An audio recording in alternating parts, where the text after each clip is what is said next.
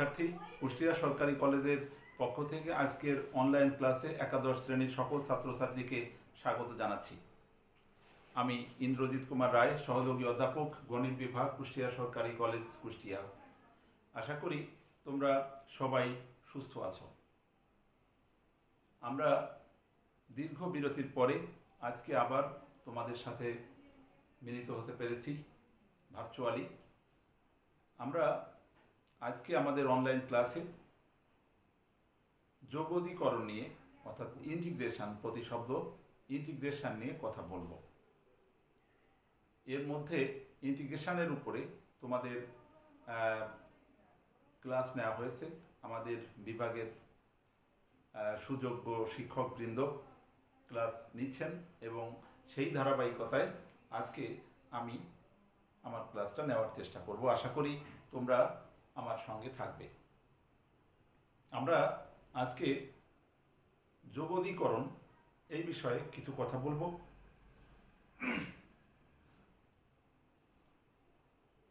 যোগদীকরণ এর ইংরেজি প্রতিশব্দ ইন্টিগ্রেশন।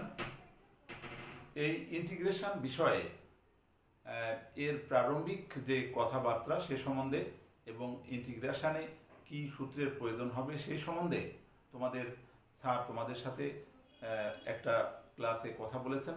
আজকে আমরা ইন্টিগ্রেশন কিভাবে করতে হয়, ওই সূত্র প্রয়োগ করে কিভাবে ইন্টিগ্রেশন করতে হয় সে বিষয়ে আলোকপাত করার চেষ্টা করব।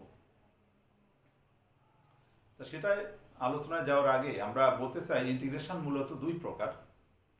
একটা হলো ইনডেফিনিট ইন্টিগ্রেশন আর একটা ডেফিনিট ইন্টিগ্রেশন। ইন্টিগ্রেশন দুই রকম, একটা হলো ইনডেফিনিট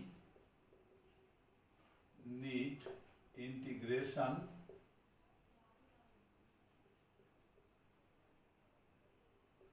আর একটা ডেফিনিট ইন্টিগ্রেশন।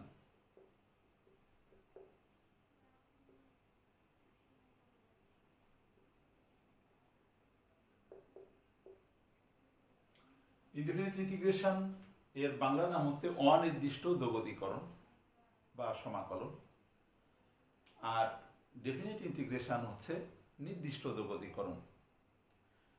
ইনডেফিনিট ইন্টিগ্রেশন এবং ডেফিনিট ইন্টিগ্রেশনের মধ্যে দৃশ্যমান যে পার্থক্যগুলো চোখে পড়ে সেটা হলো ইনডেফিনিট ইন্টিগ্রেশন করার পরে একটা সমাকলন ধ্রুবক দিতে হয়, যেটা ডেফিনিট ইন্টিগ্রেশনের ক্ষেত্রে ইন্টিগ্রেশন করার পরে সমাকলন ধ্রুবক দেওয়ার প্রয়োজন হয় না। এই ইনডেফিনিট ইন্টিগ্রেশন করার পরে সমাকলন ধ্রুবক দিতে হয় কেন এবং সেটা কি দিতে হয় সে ব্যাপারে তোমাদের এর আগের ক্লাসে আলোচনা হয়েছে, অথবা আমরা সেটাই যেতে চাই না। আর ইনডেফিনিট ইন্টিগ্রেশন আর ডেফিনিট ইন্টিগ্রেশনের মধ্যে আর একটা পার্থক্য আছে। ডেফিনিট ইন্টিগ্রেশনটা একটা নির্দিষ্ট ক্ষেত্রের ক্ষেত্রফল মিন করে, কিন্তু ইনডেফিনিট ইন্টিগ্রেশন দ্বারা নির্দিষ্ট ক্ষেত্রের ক্ষেত্রফল বোঝায় না। মূলত এই দুই ধরনের পার্থক্যই আমাদের চোখে পড়ে।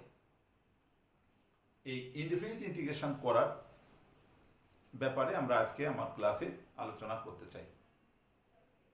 আমরা যেটা জানতে পেরেছি বাই দিস টাইম যে ইন্টিগ্রেশন এবং ডিফারেন্সিয়েশন এরা পরস্পর বিপরীত। অর্থাৎ একটা ফাংশনকে ডিফারেন্সিয়েশন করলে যেটা পাওয়া যাবে সেইটাকে আবার ইন্টিগ্রেশন করলে তাহলে পূর্বেরটা পাওয়া যাবে। অর্থাৎ এই কলমটা কথার কথা এই কলমটা এইভাবে আছে, এটা ভেঙে আমি এইভাবে দুই টুকরা করলাম, দুইটা টুকরা হলো ভাঙলাম, আবার তার বিপরীত আবার গড়ার ক্ষেত্রে দুইটা যখন জয়েন্ট করলাম তখন পূর্বেরটা পাওয়া গেল। তাহলে এই ফাংশন, এটা যদি একটা ফাংশন হিসাবে ট্রিট করি, এটার ডিফারেন্সিয়েশন করলে যদি এইটা পাওয়া যায় তাহলে এইটার ইন্টিগ্রেশন করলে আবার এইটা পাওয়া যাবে। এই জন্য বলছি যে ইন্টিগ্রেশন এবং ডিফারেন্সিয়েশন এরা পরস্পর বিপরীত। কাজেই কোনো ফাংশনের ডিফারেন্সিয়েশন করলে, দেখো একটা ফাংশন, সাপোজ ফাংশনটা আছে সাইন এক্স, এই সাইন এক্স এর ডিফারেন্সিয়েশন যদি করো ddx অফ সাইন এক্স, এইটা হয় cos x। তাহলে কাজেই এই cos x এর ইন্টিগ্রেশন যদি করো, cos x এর ইন্টিগ্রেশন যদি করো তাহলে sin x হবে। এইটা ডিফারেন্সিয়েশন করলে যেটা সৃষ্টি হচ্ছে, যেহেতু যেহেতু ইন্টিগ্রেশনটা হচ্ছে প্রতি অন্তরজ, সেই জন্য এই যে যেটা পেলাম এইটা আবার ইন্টিগ্রেশন করলে পূর্বেরটা পাওয়া যাবে। সেই জন্যে এই যে ডিফারেন্সিয়েশন এবং ইন্টিগ্রেশন পরস্পর বিপরীত, এই কথাটা বলা হচ্ছে। কাজেই একজন যদি ডিফারেন্সিয়েশনটা ভালো মতো পারে তাহলে তার ক্ষেত্রে ইন্টিগ্রেশন করতে কোনো প্রবলেমই থাকার কথা নয়। আর ডিফারেন্সিয়েশন ভালোভাবে পারার ক্ষেত্রে ডিফারেন্সিয়েশনের যে সূত্রগুলো আছে সেগুলো জানা, সেগুলো মনে রাখা অত্যন্ত জরুরি। এই কারণে, তার কারণ তুমি যদি ডিফারেন্সিয়েশনের সূত্র ভালো মতো পারো তাহলে ইন্টিগ্রেশন করার ক্ষেত্রে কোনো রকম বেগ পেতে হবে না। তার কারণ একটা ফাংশনকে যখন তোমাকে ইন্টিগ্রেশন করতে বলবে, যখনই একটা ইন্টিগ্রেশন করতে বলবে, একটা ইন্টিগ্র্যান্ড যেটাকে ইন্টিগ্রেশন করতে হয় সেটাকে বলা হয় ইন্টিগ্র্যান্ড। সেটাকে যদি ইন্টিগ্রেশন করতে হয় তাহলে ইন্টিগ্রেশন করার ক্ষেত্রে দেখতে হয় যে সেটা কার ডিফারেন্সিয়েশন, সেটা কার ডিফারেন্সিয়েশন। যেমন আমরা বলেছি যে ইন্টিগ্রেশন এবং ডিফারেন্সিয়েশন পরস্পর বিপরীত। কাজেই যদি কোনো রাশিকে বা যে কোনো ফাংশনকে যদি ইন্টিগ্রেশন করার কথা বলা থাকে, suppose cos x dx, suppose e to the power x dx, suppose 1/x dx, এটা আদর্শ ফর্ম এগুলোকে বলা হয়। মানে যেটা ইন্টিগ্রেশন করতে হবে সেটা যদি সরাসরি কারো ডিফারেন্সিয়েশনের ফলে সৃষ্টি হয়। এই যে যেটাকে আমাদের ইন্টিগ্রেশন করতে বলা হয়েছে সেটা আমার দেখতে হবে যে আমরা ডিফারেন্সিয়েশনের সূত্র যেটা আমরা জানি সেই সেই সূত্রের কোনো সূত্রের মাধ্যমে এটা সৃষ্টি হয় কি না। Suppose e to the power x, আমরা খুঁজবো যে e to the power x কার differentiation, e to the power x, e to the power x এর ডিফারেন্সিয়েশন। কাজে e to the power x এর ইন্টিগ্রেশন করলেও e to the power x হবে। একটা কথা যে ইন্টিগ্রেশন করার সময় ওই যে আমি কার খালু সেরকম বিষয়টা, যে এই যে e to the power x, e to the power x কার ডিফারেন্সিয়েশন, কোন ফাংশনের বা কোন রাশির differentiation e to the power x, 1/x, আমি কার খালু, এই 1/x কার ডিফারেন্সিয়েশন, 1/x ln x এর ডিফারেন্সিয়েশন, ln x এর ডিফারেন্সিয়েশনের ফলে 1/x সৃষ্টি হয়েছে। তাহলে এটা সৃষ্টি হলো যার মাধ্যমে, এইটাকে ডিফারেন্সিয়েশন করলে সেইটাই সৃষ্টি হবে। এই যে সমাকলন ধ্রুবক দিতে হচ্ছে। এই যে cos x যে ডিফারেন্সিয়েশন করছি, ইন্টিগ্রেশন করতে বলা হচ্ছে, cos x কার differentiation, cos x sin x এর ডিফারেন্সিয়েশন। তাহলে integration of cos x equal to sin x plus c। এভাবে এই যে তুমি ডিফারেন্সিয়েশনের সূত্রগুলো যদি তুমি জানো, যে আমার e to the power x যেটাকে আমার ইন্টিগ্রেশন করতে বলা হয়েছে, এটাকে ইন্টিগ্রেশন করতে বলা হয়েছে, এটাকে ইন্টিগ্রেশন করতে বলা হয়েছে, তাহলে এই যে যাকে ইন্টিগ্র্যান্ডটা, এই ইন্টিগ্র্যান্ডটা কার ডিফারেন্সিয়েশনের ফলে সৃষ্টি, আর সেইটা ভালোভাবে যদি বুঝতে চাও বা মনে রাখতে চাও তাহলে সূত্র জানা অত্যাবশ্যক ডিফারেনশিয়াল ক্যালকুলাসের। ডিফারেনশিয়াল ক্যালকুলাসের সূত্র যে ভালো পারবে তার ক্ষেত্রে ইনফিনিট ইন্টিগ্রেশন করা কোনো বিষয় নয়, আর যে ইনফিনিট ইন্টিগ্রেশন ভালো পারবে তার কাছে ডেফিনিট ইন্টিগ্রেশন করাটাও আরও বেশি সোজা। তার কারণ ডেফিনিট ইন্টিগ্রেশন এবং ইনডেফিনিট ইন্টিগ্রেশনের মধ্যে মূলত তেমন পার্থক্য নেই, শুধু লিমিটটা থাকে দেওয়া, লোয়ার লিমিট এবং আপার লিমিট দেওয়া থাকে ডেফিনিট ইন্টিগ্রেশনে। তা আমি নর্মালি ইনডেফিনিট ইন্টিগ্রেশন করার পরে ওই লিমিটটা বসিয়ে দিয়ে ক্যালকুলেশন করা, এক লাইন দুই লাইনের ডিফারেন্স থাকে, তাই ছাড়া কোনো পার্থক্য চোখে পড়ে না। কাজেই আমরা যদি কোনো রাশি বা কোনো ফাংশনের ইন্টিগ্রেশন করতে চাই তাহলে সেই ইন্টিগ্র্যান্ডটা কার ডিফারেন্সিয়েশনের ফলে সৃষ্টি হয়েছে সেটা আমার জানতে হবে। আর সেজন্য ডিফারেনশিয়াল ক্যালকুলাসের সূত্র সর্বাগ্রে প্রয়োজন। সেজন্য তোমাদের কাছে একেবারে স্বনির্বন্ধ অনুরোধ থাকবে, ডিফারেনশিয়াল ক্যালকুলাসের যে সূত্রগুলো আছে সেগুলো খুব ভালো মতো করে রপ্ত করো। আজ থেকেই ভালো করে, যেগুলো ভুলে গিয়ে থাকতে পারো এই দীর্ঘ বিরতির মধ্যে বা বন্ধের মধ্যে, অনেকেই হয়তো সূত্র টাচে রাখনি, তারা আজকে থেকেই আবার সূত্রগুলো রিভিশন দেবা। যত সূত্র ভালো পারবা ততই তোমাদের জন্য ইন্টিগ্রেশন করা সহজতর হবে। কথার কথা, একটা ইন্টিগ্রেশন, এই যে ইন্টিগ্রেশন করার ক্ষেত্রে দেখো কিছু কিছু ইন্টিগ্রেশন আছে যে ইন্টিগ্রেশনগুলো একেবারে আদর্শ বা প্রামাণ্য আকারের থাকবে, অর্থাৎ সেই ইন্টিগ্র্যান্ডটা সরাসরি কোনো ফাংশনের ডিফারেন্সিয়েশনের ফলে সৃষ্টি হবে। যেমন তুমি যদি মনে করো যে তোমাকে দেওয়া হলো যে sec স্কয়ার এক্স dx, এই sec স্কয়ার এক্স এর ইন্টিগ্রেশন করতে বলা হচ্ছে। তোমার একই কথা মনে রাখতে হবে যে sec স্কয়ার এক্স কারো ডিফারেন্সিয়েশনের ফলে কি সৃষ্টি। তুমি যদি জানা থাকে ddx অর tan x সমান sec স্কয়ার এক্স, তাহলে tan x এর ডিফারেন্সিয়েশনের ফলে যেহেতু sec স্কয়ার এক্স সৃষ্টি হয়েছে, কাজেই sec স্কয়ার এক্স এর ইন্টিগ্রেশন হবে tan x প্লাস সি। ধ্রুবক পদের অ্যাডজাস্ট করার জন্য যে সি দিতে হয়, যেটাকে বলা হয় ইন্টিগ্রাল কনস্ট্যান্ট বা সমাকলন ধ্রুবক। ইনডেফিনিট ইন্টিগ্রেশন করার পরে এই সমাকলন ধ্রুবক না দিলে সমস্যায় পড়তে হবে, যেখানে ডেফিনিট ইন্টিগ্রেশন করার পরে সমাকলন ধ্রুবক দিলে সমস্যায় পড়তে হবে। এই যে এইটাকে বলে আদর্শ বা প্রামাণ্য আকারের ইন্টিগ্রেশন করতে বলা। সেটা যদি সরাসরি আমরা ডিফারেন্সিয়েশন করতে পারি, তাহলে সেটাকে, সেই ফর্মটাকে বা সেই আকারটাকে আদর্শ আকার বা প্রামাণ্য আকার বলা হচ্ছে। যদি তোমাকে এইভাবে থাকে, তোমাকে সাপোজ 1 এভাবে আছে, এভাবে এইটার ইন্টিগ্রেশন করতে তোমাকে বলা হলো।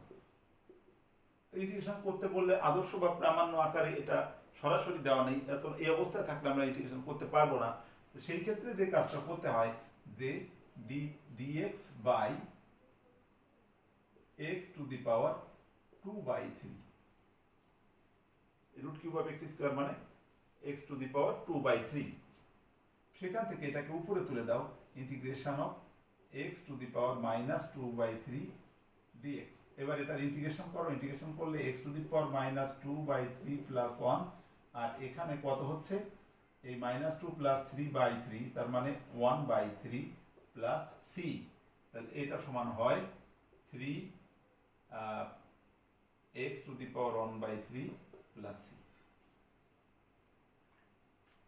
এটা সরাসরি আদর্শ আকারে ছিল না, অর্থাৎ এটা সরাসরি কারো ডিফারেন্সিয়েশনের ফলে যে সৃষ্টি হয়েছে সেটা আমরা বলতে পারছি না। এটাকে এই জন্য x to the power n, আমরা তোমাদের যে সূত্র শেখানোর জন্য গতদিন বলা হয়েছে তার ভিতরে ddx of x to the power n সমান n x to the power n minus 1, এই ফর্মুলাটা ছিল। তা আমরা এই ফর্মুলার মাধ্যমে আমরা সরাসরি ইন্টিগ্রেশনে করতে পেরেছি। কিছু কিছু ক্ষেত্রে সরাসরি প্রামাণ্য আকারে থাকে না, সেটাকে আমাদের আদর্শ আকারে নিয়ে নিতে হয়। আদর্শ আকারে নিয়ে নিতে হয়, সেটা কিরকম? ধরো এই অঙ্কটাই যদি তোমাকে একটু ঘুরিয়ে বলা হতো,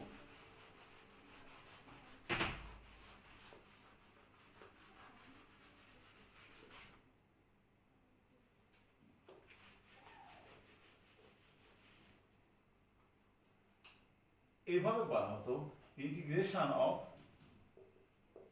tan স্কয়ার x dx, এইটা বলা হতো, সেই ক্ষেত্রে আমরা কি করতাম? tan স্কয়ার x তো কারোর ডিফারেন্সিয়েশনের ফলে সৃষ্টি হয়নি, কাজেই চেষ্টা করতে হয় তখন যে এইটাকে এমন কোনো ইন্টিগ্র্যান্ডে দেওয়া যায় কিনা যেটা কারোর ডিফারেন্সিয়েশনের ফলে সৃষ্টি। আমরা জানি sec square x equal to 1 plus tan square x, তাহলে tan স্কয়ার x সমান sec স্কয়ার x মাইনাস 1। এটাকে পার্ট করে ফেলো, integration of sec square x dx minus integration of 1 dx।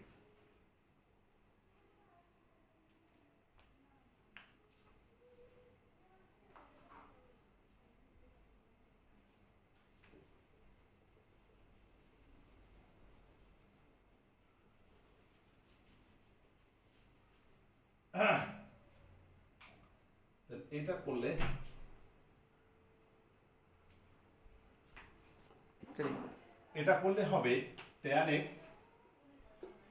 Minus 1 এর ইন্টিগ্রেশন x প্লাস c। এই যে যেটা আমাকে দেওয়া ছিল ইন্টিগ্রেশন করার জন্য, দেখো এইটা সরাসরি কারো ডিফারেন্সিয়েশনের ফলে সৃষ্টি নয়, কাজেই এটাকে এমন রাশিতে আমরা কনভার্ট করলাম যাতে সেইটা কারোর ডিফারেন্সিয়েশনের ফলে সৃষ্টি হয়েছে। এখন tan স্কোয়ার এক্স সমান sec square x minus one, এই sec স্কোয়ার এক্স তো tan এক্স এর ডিফারেন্সিয়েশনের ফলে সৃষ্টি, ওয়ানটা এক্স এর ডিফারেন্সিয়েশনের ফলে সৃষ্টি। কাজেই sec স্কোয়ার এক্স কার ডিফারেন্সিয়েশনের ফলে সৃষ্টি, তার এই sec স্কোয়ার এক্স এর ইন্টিগ্রেশন সেটাই হবে। এই যে পার্ট করেছি, sec square X D X minus one D X, sec square X এর ইন্টিগ্রেশন tan এক্স হবে আর ওয়ান এর ইন্টিগ্রেশন হবে এক্স প্লাস সি। এটা হচ্ছে একদম সিম্পল ফর্ম। কিছু কিছু জায়গায় একটু ঘোরানো থাকতে পারে, যেমন একটা অঙ্ক নিয়ে আমরা কথা বলছি, দেখো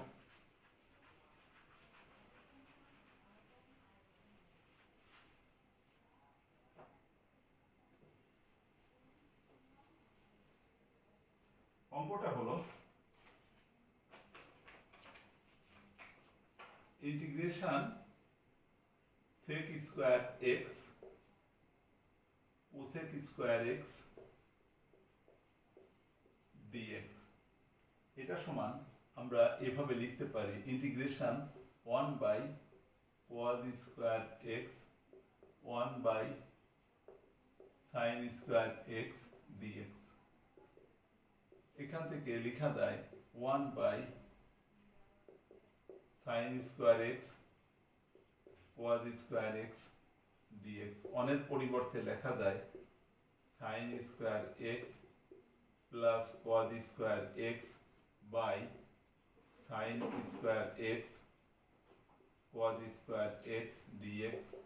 পার্ট করলে sin square X by sin square x into cos square x, তার মানে 1 by cos square x plus 1 by sin square x dx। তাহলে এখান থেকে পার্ট করলে 1 বাই cos স্কয়ার এক্স মানে sec square x dx plus 1 by sin square x মানে cosec square x dx। এটা করলে হবে sec স্কয়ার এক্স কার ডিফারেন্সিয়েশনের ফলে সৃষ্টি, sec square x tan x কে ডিফারেন্সিয়েট করলে পেয়ে যাই। কাজেই sec স্কয়ার এক্স এর ইন্টিগ্রেশন হবে tan x। আর cosec স্কয়ার এক্স কার ডিফারেন্সিয়েশনের ফলে সৃষ্টি হয়, cot x এর differentiation minus cosec square x. কাজেই মাইনাস cot x এর ডিফারেন্সিয়েশন করলে cosec স্কয়ার এক্স হয়। তাহলে এখানে হবে minus cot x plus c, answer হয়ে গেল। দেখো বুঝতে পেরেছো কিনা সক্রিয় শিক্ষার্থী? অঙ্কগুলো খুবই সোজা হবে যদি তুমি ইন্টিগ্রেশন ডিফারেন্সিয়েশনের সূত্রটা ভালো মতো পারো। একটা ইন্টিগ্রেশন করব।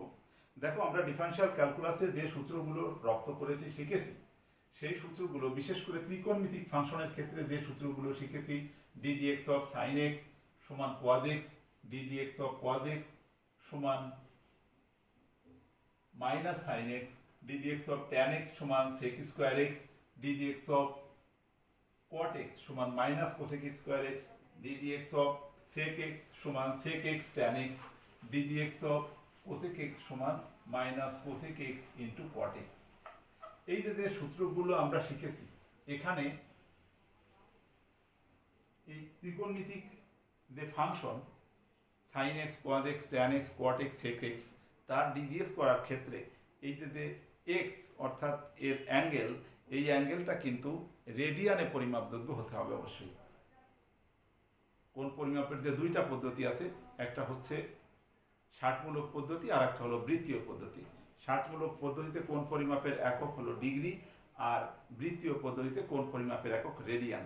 এখন এই যে আমরা ডিফারেনশিয়াল ক্যালকুলাসে ত্রিকোণমিতির যে ডিফারেন্সিয়েশন করার ক্ষেত্রে যে সূত্রগুলো অ্যাপ্লাই করব, সেখানে অবশ্যই ত্রিকোণমেট্রিক অ্যাঙ্গেল যেটা, সেটা অবশ্যই বৃত্তীয় পদ্ধতিতে পরিমাপযোগ্য হতে হবে। আমরা তা না হলে সূত্র অ্যাপ্লিকেবল না। আমরা একটা ইন্টিগ্রেশন করার চেষ্টা করছি। দেখো integration of sin x degree dx। এখন x ডিগ্রি থাকাতে আমরা ওই সূত্র অ্যাপ্লাই করতে পারছি না। যে আমরা যদি শুধু sin x থাকতো তাহলে আমরা বলতে পারতাম যে sin x কার ডিফারেন্সিয়েশন ফলে সৃষ্টি, মাইনাস cos x এর, তাহলে sin x এর ইন্টিগ্রেশন হয়ে যেত মাইনাস cos x। কিন্তু এখানে ডিগ্রি থাকার কারণে আমরা যতক্ষণ পর্যন্ত সেটাকে রেডিয়ানে না নিচ্ছি ততক্ষণ পর্যন্ত কোনো কাজই করতে পারবো না। আমরা জানি যেহেতু 1 ডিগ্রি সমান পাই বাই 180 রেডিয়ান, সেহেতু আমরা লিখতে পারি sine pi x by 180 dx. যেহেতু 1 ডিগ্রি সমান পাই বাই 180 রেডিয়ান, কাজে x ডিগ্রি সমান পাই এক্স বাই 180 রেডিয়ান। এইবার এইটার যখন ডিফারেন্সিয়েশন করব, আমরা মনে মনে যদি সাইন এক্স ধরি, এটাকে সাইন এক্স ধরি, এক্স ধরলে সাইন এক্স এর ডিফারেন্সিয়েশন তো ইন্টিগ্রেশন তো মাইনাস কজ এক্স, এক্স মানে পাই এক্স ডিভাইডেড বাই 180। আর এই যদি এক্স এর সঙ্গে তো সরাসরি এক্স তো নাই, এক্স এর সঙ্গে পাই এক্স বাই পাই বাই 180 আছে, সেই পাই বাই 180 ইন্টিগ্রেশনের বেলায় ভাগ আকারে বাইরে যায়, অর্থাৎ 1 by pi by 180, that means 180 by pi plus c হয়ে যায়। ডিফারেন্সিয়েশনের ক্ষেত্রে যদি এই অ্যাঙ্গেল মানে সহগটা যেটা বাইরে বেরোয় সেটা গুণ আকারে বেরোয়, আর ইন্টিগ্রেশন এবং ডিফারেন্সিয়েশন যেহেতু পরস্পর বিপরীত, সেই জন্য এই ইন্টিগ্রেশন করার ক্ষেত্রে এক্স এর যে সহগ সেটা বাইরে যাবে ভাগ আকারে। এটাকে আমরা প্রতিস্থাপন পদ্ধতিতে আরো যখন আমরা পদ্ধতি নিয়ে আলোক করব না, তখন এটা ভালো করে বোঝা যাবে। আপাতত এটুকুই জেনে রাখো। কিছু কিছু ক্ষেত্রে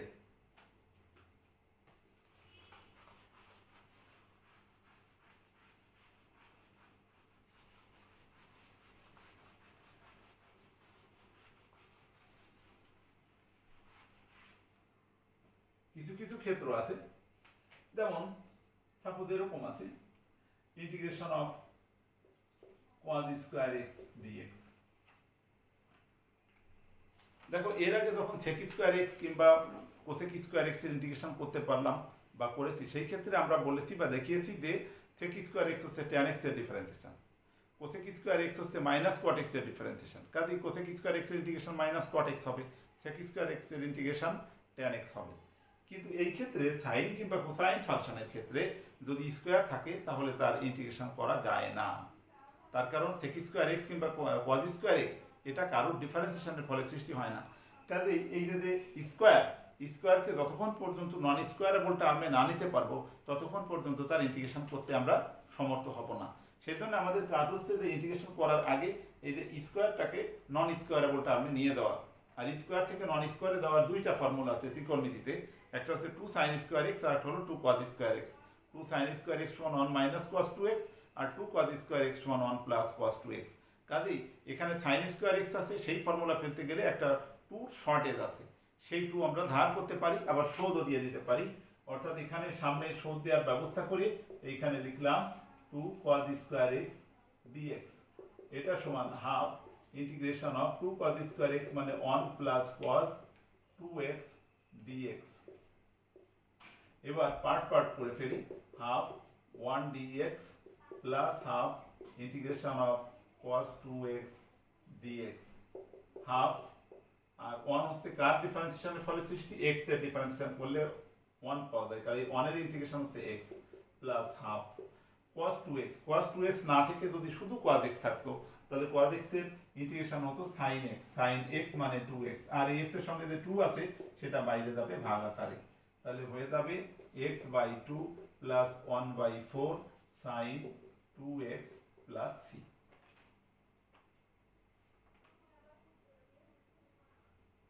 এইবার দেখো আর একটা জিনিস, যদি এটা আর এক ধাপ এগিয়ে থাকতো, আর এক ধাপ এগিয়ে বলতে স্কয়ারের পরিবর্তে যদি পাওয়ার 4 থাকতো, সেই ক্ষেত্রে কি করতাম?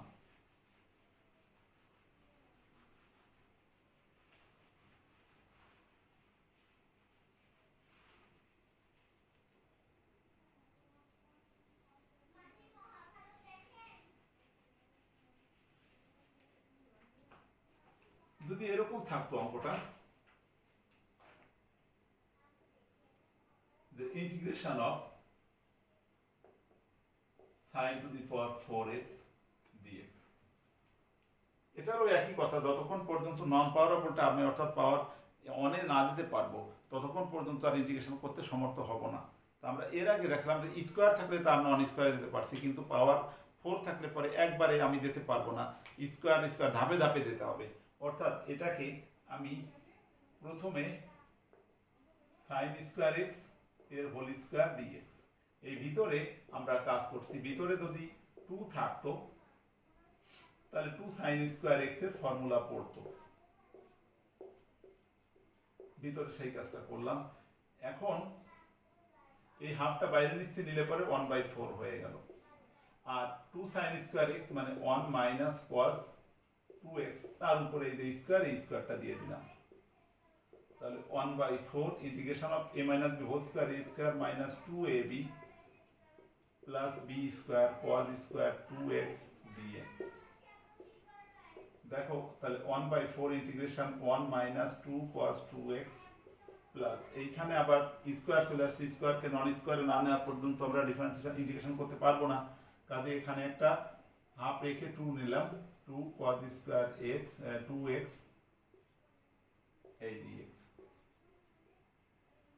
এটার বেলায় 1/4 integration 1 minus 2 cos 2x plus 1/2 into 2 cos square x মানে 1 প্লাস cos 2x, 2x এখানে 2x তার মানে হবে এখানে 4x, এখানে সেকেন্ড ব্র্যাকেট দিয়ে দিলাম dx।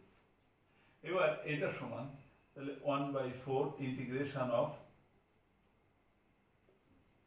1 মাইনাস 2 cos 2x এখানে প্লাস হাফ, তারপর এখানে এই যে হাফ, আর তারপরে plus half cos 4x dx। এখন দেখো পার্ট পার্ট করেও করতে পারি, আবার প্রত্যেকের ঘাড়ে ঘাড়ে ইন্টিগ্রেশন চিহ্ন নিয়ে যেতে পারি। ইন্টিগ্রেশনটা অনের ঘাড়ে যখন যাচ্ছে তখন অনের ইন্টিগ্রেশন হবে 1 আর হাফ যোগ করে প্রথম 3/2 করি, এই 3/2 করে নিলাম, 1 আর half 3/2 minus 2 cos 2x plus 1/2 cos 4x এই dx।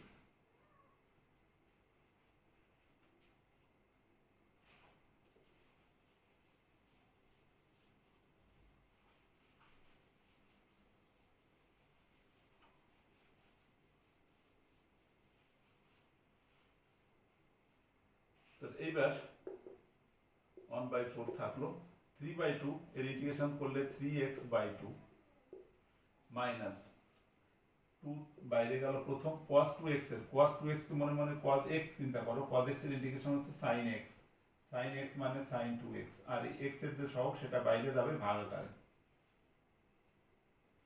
প্লাস 1/2 cos x হিসাবে কনসিডার করো, cos x এর ইন্টিগ্রেশন হচ্ছে sin x, x মানে 4x, আর x এর সহগ 4 আকারে যাবে, 4 বাইরে যাবে ভাগ আকারে, প্লাস c। তাহলে 1/4 3x/2 মাইনাস 2 কেটে গেল, sin 2x plus 1/8 sin 4x plus c। তাহলে এটা তুমি গুণ করে দিতে পারো, আবার এভাবে রেখেও দিতে পারো। গুণ যদি করো তাহলে 3x/8 minus sin 2x/4 plus sin 4x/32 equal to plus c answer. আমার মতে গুণ করে না দিয়ে এভাবে রেখে দেয় ভালো, এটা অ্যান্সার রেখে দিতে পারো। তা সুপ্রিয় শিক্ষার্থী, আশা করি তোমরা বুঝতে পারছো। দেখো এই যে আমরা এতক্ষণ পর্যন্ত যে জিনিসগুলো নিয়ে আলোচনা করলাম, ইন্টিগ্রেশন করার যেভাবে ইন্টিগ্রেশনটা করলাম সেটা সরাসরি ইন্টিগ্রেশন করা যাচ্ছে, অথবা সেই যেটাকে যে ইন্টিগ্র্যান্ডটা যেটাকে আমরা ইন্টিগ্রেশন করছি বা করতে চাই সেটা সরাসরি কারো ডিফারেন্সিয়েশনের ফলে সৃষ্টি হয়েছে, অর্থাৎ সূত্র সরাসরি অ্যাপ্লাই করতে পারছি এই সমস্ত ক্ষেত্রে। কিন্তু কিছু কিছু ক্ষেত্রে আমার এই ইন্টিগ্র্যান্ডটা আদর্শ আকার বা প্রামাণ্য আকারে থাকে না, সেই ক্ষেত্রে ইন্টিগ্রেশনগুলো করার জন্য কতগুলো টেকনিক বা কতগুলো কৌশল প্রয়োগ করতে হয়। এই যে কৌশল প্রয়োগ করে ইন্টিগ্রেশন করতে হয় সেই কৌশলগুলোকে বলা হয় টেকনিক্স অফ ইন্টিগ্রেশন। এই ইন্টিগ্রেশন করার যে কলা কৌশল সেটাকে মূলত আমরা 4 ভাগে ভাগ করতে পারি। প্রথম ভাগটা কি? প্রথম ভাগটা আমরা এই যে এখন করলাম, যেটা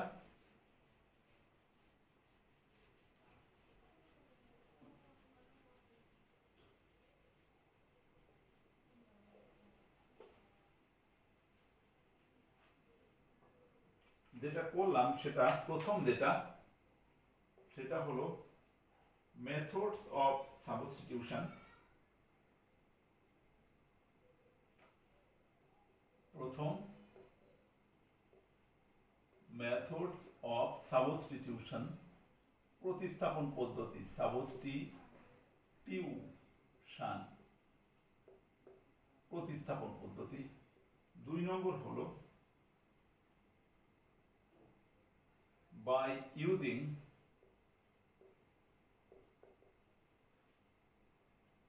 theory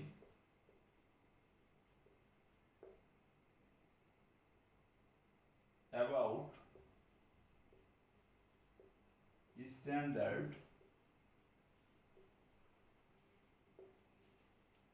integration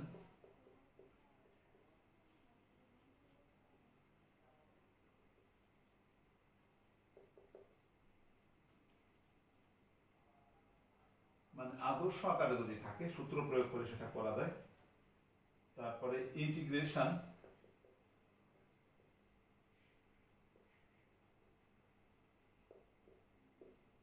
by partial fraction.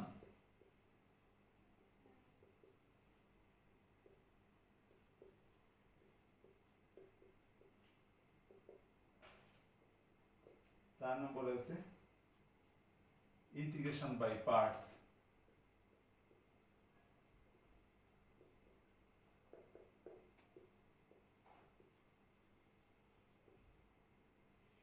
Integration by parts মানে অংশক্রমে ইন্টিগ্রেশন। আর 3 নম্বর হচ্ছে ইন্টিগ্রেশন বাই পার্শিয়াল ফ্র্যাকশন, আংশিক ভগ্নাংশের মাধ্যমে ইন্টিগ্রেশন। 2 নম্বর হলো সরাসরি সূত্র প্রয়োগ করে ইন্টিগ্রেশন। আর 1 নম্বর হলো মেথডস অফ সাবস্টিটিউশন অর্থাৎ প্রতিস্থাপন পদ্ধতি। যেটা ইন্টিগ্রেশন করতে গিয়ে তুমি ঝামেলা ফিল করছো, প্রবলেম ফিল করছো, সেটাকে সাবস্টিটিউট করে দেওয়া, সরিয়ে দিয়ে তোমার মনের মাধুরী মিশিয়ে কাউকে বসিয়ে তার ইন্টিগ্রেশনের মাধ্যমে কাঙ্ক্ষিত রেজাল্টে পৌঁছে দেওয়া।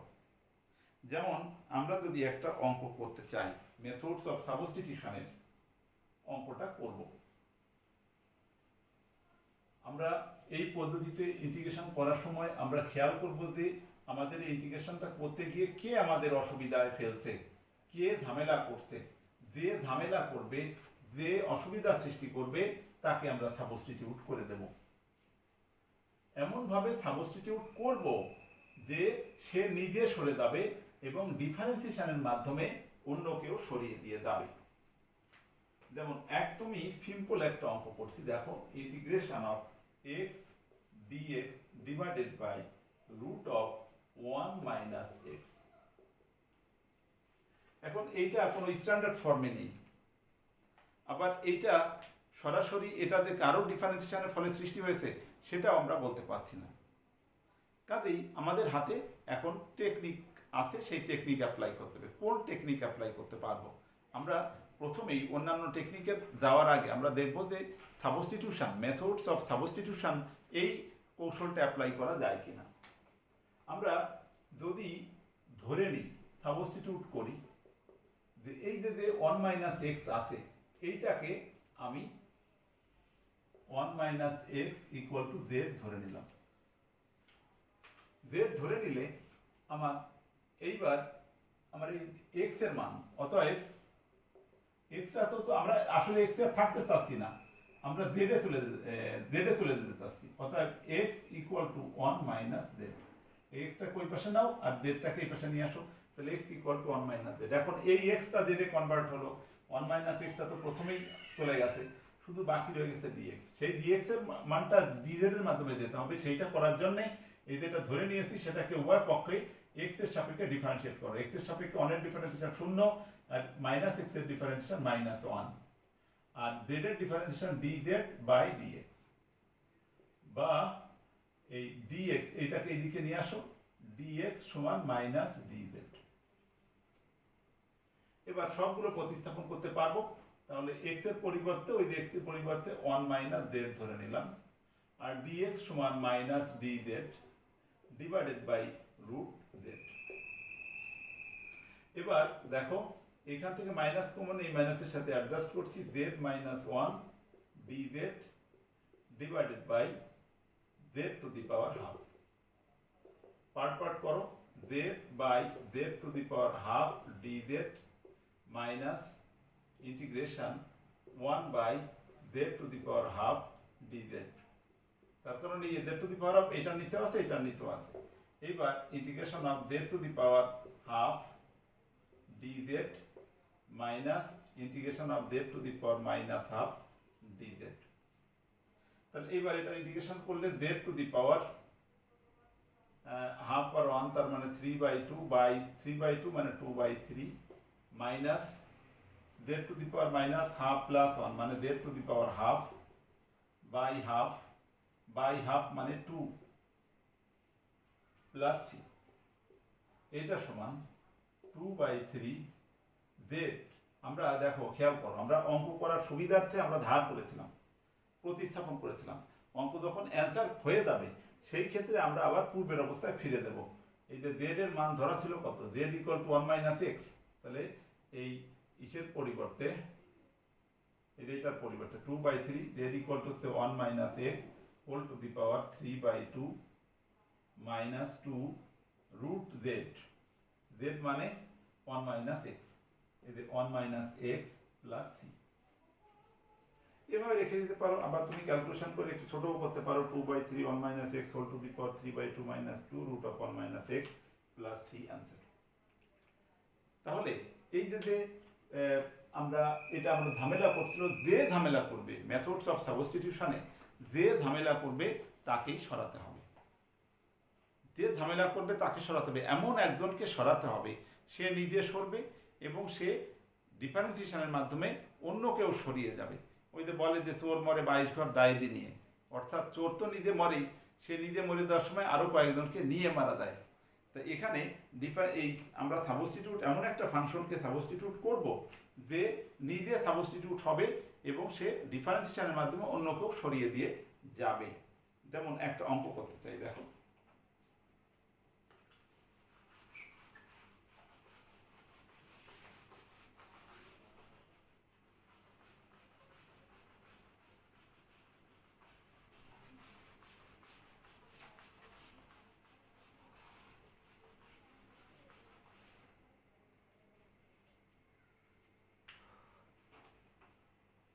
অঙ্কটা হলো integration of root tan x by sin x cos x dx। এই অঙ্কটা আমরা করার সময় দেখব যে এটা আদর্শ আকারে নেই, অর্থাৎ যেটা ইন্টিগ্রান্ড যেটা দেওয়া আছে সেটা কারো ডিফারেন্সিয়েশনের ফলে সরাসরি সৃষ্টি হয়নি। সেই ক্ষেত্রে আমাদের প্রতিস্থাপন পদ্ধতি অ্যাপ্লাই করা যায় কিনা সেটা চেষ্টা করতে হবে। প্রতিস্থাপন পদ্ধতি এমন কোনো একটাকে খুঁজে পাচ্ছি না যেটা ডিফারেন্সিয়েশন আর একটা হবে। প্রতিস্থাপন করার ক্ষেত্রে অবশ্যই একটা জিনিস খেয়াল রাখতে হবে যে এমনটাকে আমি প্রতিস্থাপন করতে চাই যেটা সে নিজে সরে যাবে, আবার সে সরে যাওয়ার সময় ডিফারেন্সিয়েশনের মাধ্যমে অন্য কেউ সরিয়ে দিয়ে যাবে। তা কোনো কোনো ক্ষেত্রে সরাসরি এরকম দেওয়া থাকে, কোনো কোনো ক্ষেত্রে একটু তৈরি করে নিতে হয়। যেমন আমি যদি এই কাজটা করি, রুট tan x আর sec স্কয়ার x দিয়ে গুণ করলাম লব এবং হরকে। তার কারণ এটা sec স্কয়ার এত অনুপাত থাকতে আমি sec স্কয়ার দিয়ে কেন গুণ করছি, আমি এই tan x দেখে প্রলুব্ধ হয়েছি যে tan x এর ডিফারেন্সিয়েশন আছে sec স্কয়ার x, আমার রুটের ভিতরে tan x আছে, তা আমি এই tan x কে প্রতিস্থাপন করার চেষ্টা করব। সেই ধারণা থেকে আমি sec স্কয়ার x নিলাম উপরে নিচে নিলে পরে উপরে হলো sec স্কয়ার x dx, আর নিচে sec স্কয়ার x মানে দেখো sin x cos x আর sec স্কয়ার x মানে cos স্কয়ার x, এই যে dx 1 by cos square x মানে sec স্কয়ার x, লব এবং হরকে sec স্কয়ার x দিয়ে গুণ করেছি। এবার integration of root tan x আর এখানে sec square x divided by, দেখো এই cos x আর cos স্কয়ার x এর একটা কেটে যায়, একটা কেটে গিয়ে sin x by cos x থাকে, এখানে tan x হয়।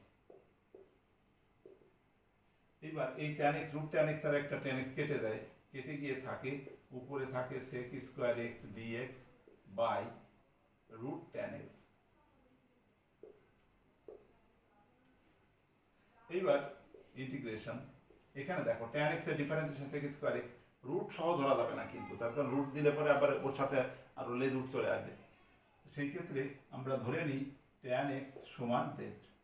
তাহলে tan x এর ডিফারেন্সিয়েশন sec স্কোয়ার x, আর z এর ডিফারেন্সিয়েশন dz বাই dx, আর গুণন করলে sec স্কোয়ার x dx সমান dz।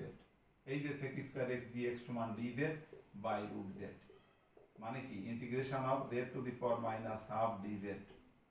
তাহলে এইটা করলে এই z to the power minus half plus 1 করলে হবে z to the power half by half plus c। তাহলে এটা করলে অ্যান্সার কত হবে 2 রুট z প্লাস c। এই z এর মানটা বসিয়ে দাও 2 root tan x plus c, answer হয়ে গেল। তাহলে এভাবে প্রতিস্থাপন পদ্ধতি করার ক্ষেত্রে তোমার এমন একটাকে প্রতিস্থাপন করতে হবে যে সেইটা নিজে প্রতিস্থাপিত হবে এবং তার ডিফারেন্সিয়েশনের মাধ্যমে অন্যকেও প্রতিস্থাপিত করে যাবে। কিছু কিছু ক্ষেত্রে সরাসরি চলে আসে, যে সরাসরি একটাকে ডিফারেন্সিয়েট করলে অন্যটা পাওয়া যায়, কিছু কিছু ক্ষেত্রে পাওয়া যায় না। কিছু কিছু ক্ষেত্রে তার অংশ বিশেষকে প্রতিস্থাপন করতে হয়, তার ডিফারেন্সিয়েশনের ফলে অন্য আর একটা রাশি পাওয়া যায়। তা সেই কারণে আমরা ওই পুরাটা এমন এক ফাংশন পাওয়া যাবে যেটাকে সরাসরি ডিফারেন্সিয়েশন করলে বা প্রতিস্থাপন করলে সে অন্যকে প্রতিস্থাপিত করে দেয়, আর কিছু কিছু ক্ষেত্রে তার অংশ বিশেষকে প্রতিস্থাপিত করতে হয়। সেরকম বিষয় নিয়েও আমরা এর পরবর্তী ক্লাসে, যদি তোমাদের যে সমস্ত স্যার ক্লাস নেবেন ওনারা অবশ্যই আলোকপাত করবেন, আর যদি না হয় তাহলে এর পরবর্তী ক্লাসে আমি সেগুলো নিয়ে আবার কথা বলবো। তা এতক্ষণ ধরে তোমরা এই সময় আমাকে সঙ্গ দিয়েছো, আমি যে কথাগুলো বোঝানোর চেষ্টা করেছি তোমরা বোঝার চেষ্টা করেছো আশা করি, এবং আমার ধারণা তোমরা বুঝতে পেরেছো। তোমরা বাসায় ভালো মতো প্র্যাকটিস করো, তাহলে তোমরা আরও ভালোভাবে বুঝতে পারবে। এর পরবর্তী কোনো ভার্চুয়াল ক্লাসে আবার তোমাদের সাথে দেখা হবে এই প্রত্যাশা ব্যক্ত করে আজকের অনলাইন ক্লাস এখানে শেষ করছি। Thank you all.